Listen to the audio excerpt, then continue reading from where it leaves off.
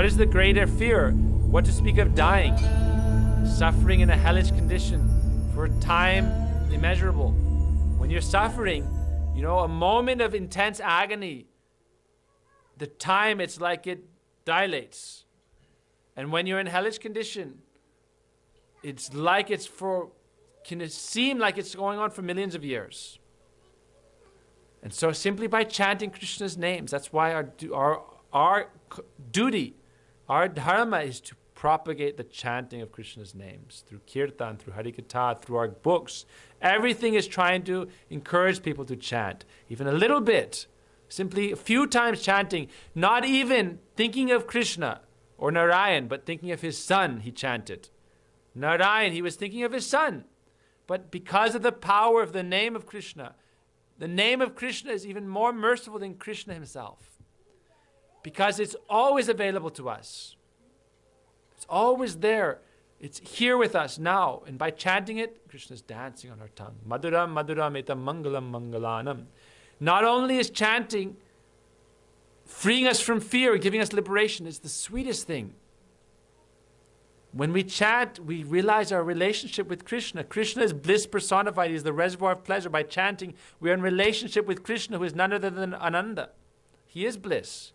And by chanting this, going internal, praying to him, bringing him in the center, everything else will be undisturbed in whatever circumstance we may be. We still do our duty in this world, worldly dharma. We follow it. Krishna told Arjuna, Sukha dukkhe same kritva. Happiness and distress, understanding them to be equal. Victory, defeat, loss and gain equal. You must do your dharma. Do not retreat. Do not give up. But at the same time, use your intelligence to follow the highest dharma. And then you will be truly happy. So tomorrow the story of Ajamil continues. Okay, I'll very quickly finish. The Vishnudutas, he tried to speak to them. The Yamadutas left, and he saw the Vishnudutas, and he tried to start speaking with them. But they immediately disappeared. It's very interesting. It was like they had helped him, they had saved him, but he still had some work to do.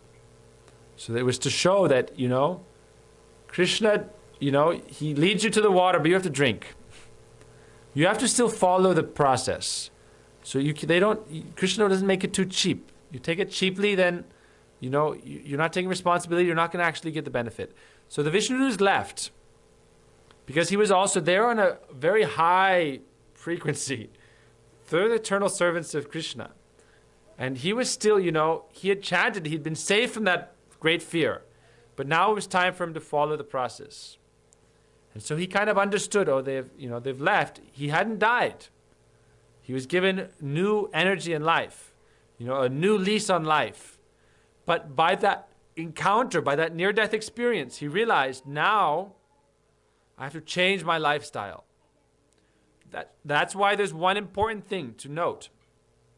By chanting, all sins are destroyed. But the beads, the seed, the tendency to engage in sinful activities remains.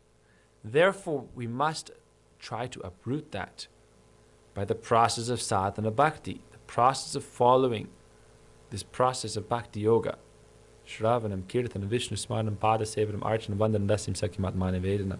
We must gradually try to follow this process. Sadhu Sangha, Nam, Kirtan, Bhagavat Shravan, Mathura Ba, Shri, Shraddhaya, Shri Murtir Sevan. He knew, now I should go to the holy places and practice spiritual life with the last years of my life. So he left everything.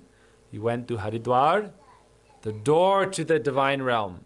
Dwar means the door. So he knew, now if I want to go see those Vishnudutas again, I must go to the doorway to Vaikuntha, Haridwar.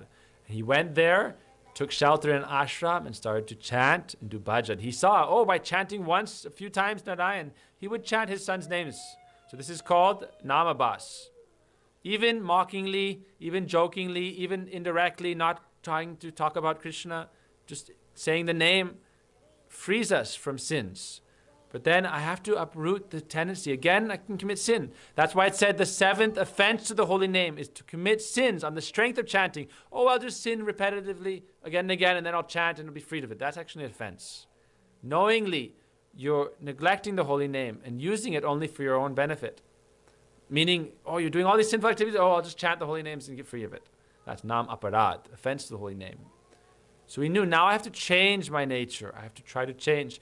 But that impression was so powerful, seeing the Vishnudutas and being freed from the Yamaduta's grasp, that he was able to perform his bhajan very seriously for a few years, chanting, following nice sadhana, taking prasad only, serving the sadhus, being in association with sadhus. At the time of death, the Vishnudutas again came. And that time, he was led on a beautiful spiritual Viman airplane and taken to Vaikuntha Dham. Became the associate of the Supreme Lord. So therefore, by hearing this story of Ajamil, we can also be freed from great fear, and we can be encouraged. I wanted to tell this story because I was thinking this is in relation to the soul knowledge, Atma Tattva, that we've been discussing, near-death experiences we've been discussing, showing that there's the soul, there's the gross body, then there's the subtle body. When the Yamadutas were pulling him out of his gross body, he was in the subtle body. And the soul is still trapped in that subtle body. But when he gave up his body, and the Vishnudutas came to take him to Vaikuntha, he also gave up the subtle body. Completely pure in the essence of the soul. The soul is eternally pure.